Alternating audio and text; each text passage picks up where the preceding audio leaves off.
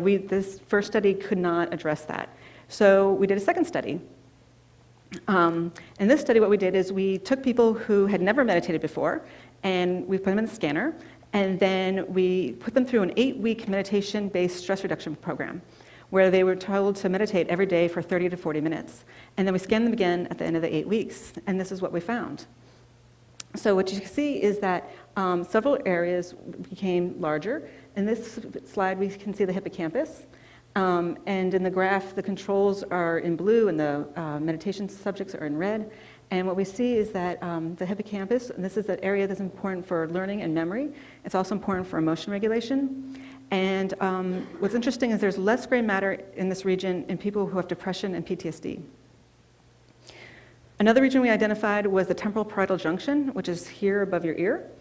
And it's important for perspective taking and empathy and compassion. And again, these are both functions which people report changing when they start practicing meditation and yoga.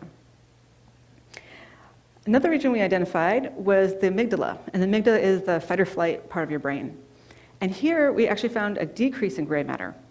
And what was interesting was that the change in gray matter was correlated with the change in stress. So the more stress reduction people reported, the smaller the amygdala became.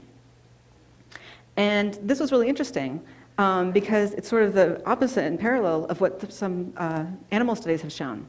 So Chatterjee and colleagues using rodents, they took rodents who were just happy, normal rodents, and they had them in their cage, and they measured their amygdala, and then they put them through a 10-day stress regimen.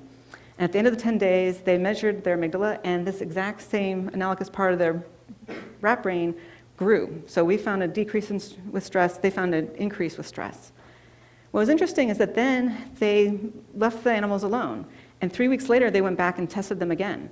And 3 weeks later, that same part of the amygdala was still large, and the animals, even though they were in their original cages where they were happy, were still acting stressed out. So they, were cowering in the corner, and they just weren't exploring the space the way they had before.